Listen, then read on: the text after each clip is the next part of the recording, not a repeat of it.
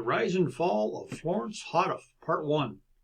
In this presentation, we're going to talk about a very important part of the Shepherd's Rod message, and that involves Florence Houteff. She played a pivotal role in the events that came down through the years for the message.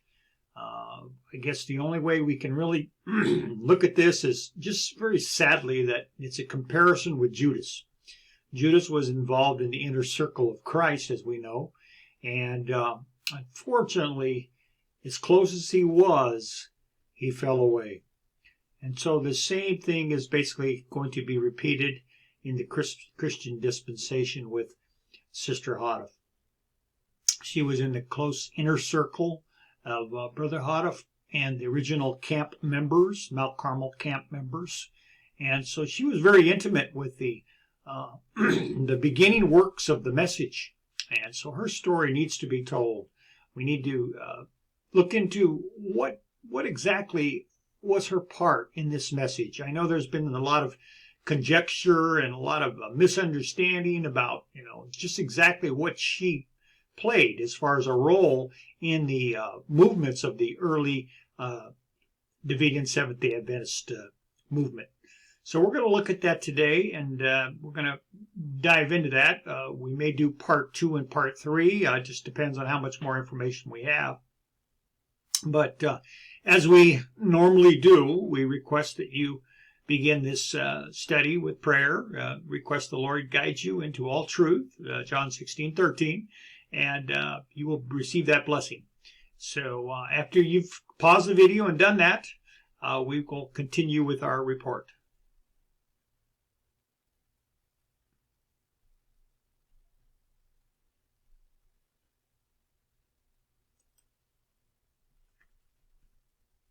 All right, so here is the original 12 that left Los Angeles and arrived in the Mount Carmel area of Waco, Texas.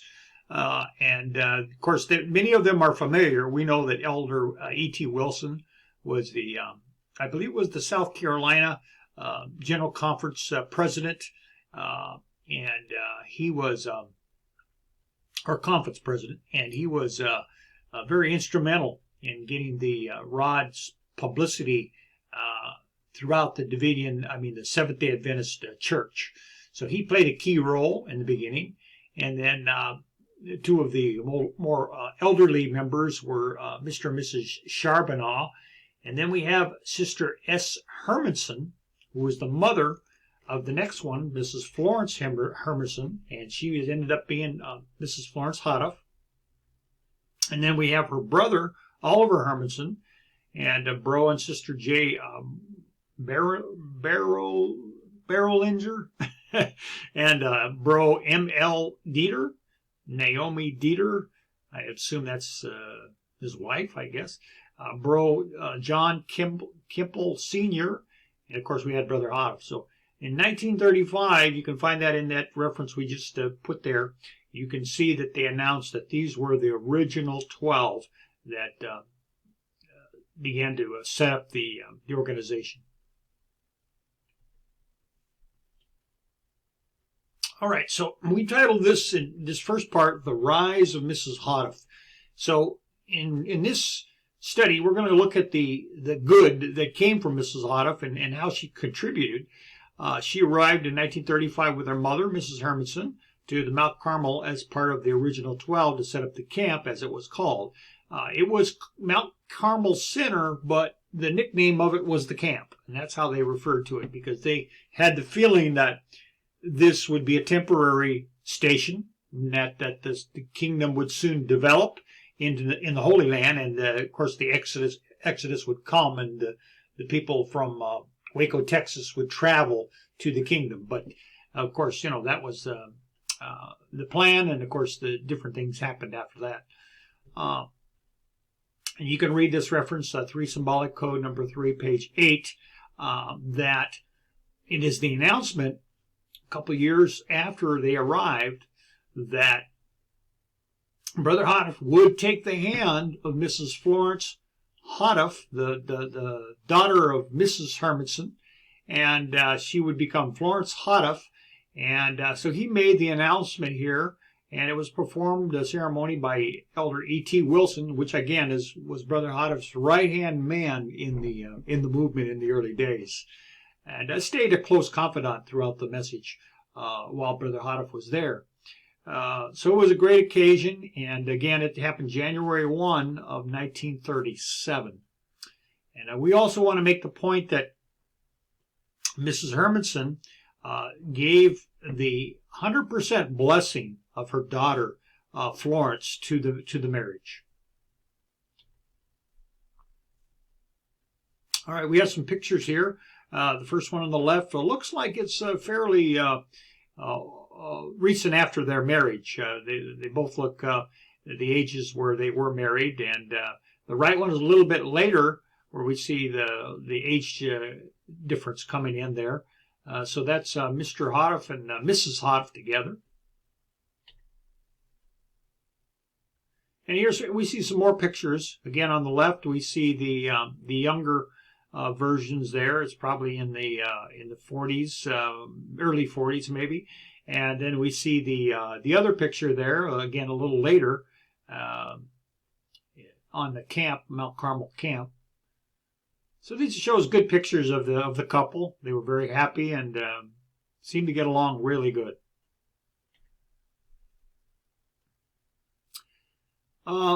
So Florence becomes a very faithful worker and a wife. We can read that she serves on Mount Carmel as a doting wife, also doing secretarial duties along with help such as a stenographer for the timely greetings sermons. By many accounts, she was a faithful helper to Brother Houteff and the message.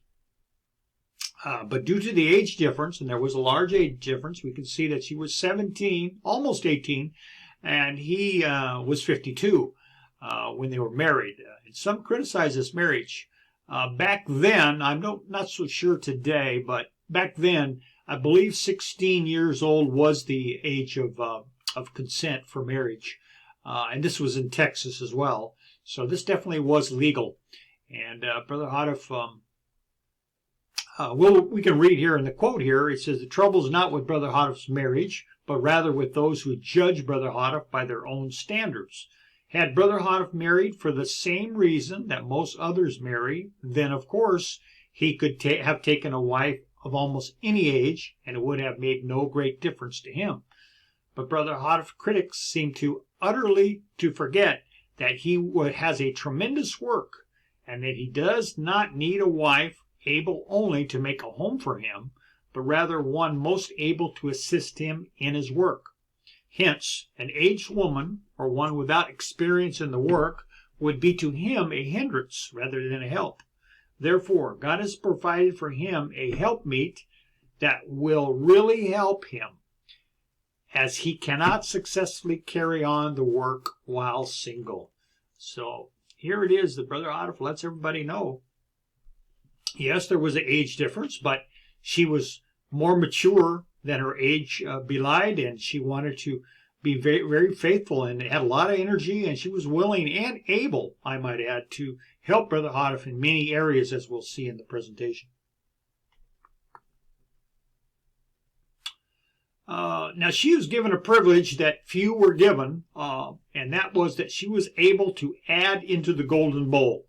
And as you note here, she says, "As a secretary of the Reform movement, I have seen in my observation of the field of wheat, present truth believers, that some are letting the showers pass by. They are not only failing to make use of the rain, but are even brushing from their garments the drops, fearing that it will do them harm. Do not, my brothers and sisters, abuse God's mercy and turn a deaf ear to the pleadings by questioning and criticizing everything now in the unfolding of truth, when you should be feeding on the green pastures and on the holy rain, lest he surprise you at your unholy feast." Again, this is very telling because Brother Houteff entrusted her to add some of her points and knowledge of the message into the golden bowl by putting it in the symbolic code. So she was very privileged, and this unfortunately, as we will look back, started seed that doesn't have a good ending. Okay, things drastically changed in 1955. We know that Brother Houteff took ill at the beginning of 55 and was submitted to the hospital. According to Brother Don Adair, Florence went to see Victor the night before he died. While he was laying in his room, she inquired about the antitypical 1260 days of Revelation 12:14. She knew he had been studying this prophecy for the correct understanding of the antitypical event to come. He responded to her inquiry, "You'll have your answer in the morning." Victor died early that morning. The whole rod movement was to be upended. A knockout blow would come. And of course, that reference and that testimony is found in Don Adair's book, A Davidian Testimony. So we see that it was very interesting to Sister Houteff about that 1260 days mentioned, the times and a half, or whatever it's worded there. It means 1260 days in prophecy terms. And she was very interested in the antitypical understanding that Brother Houteff was studying and about ready to make an announcement or writing about that. So she was inquiring of him to know. And of course, he was never able to give her that answer because he passed away.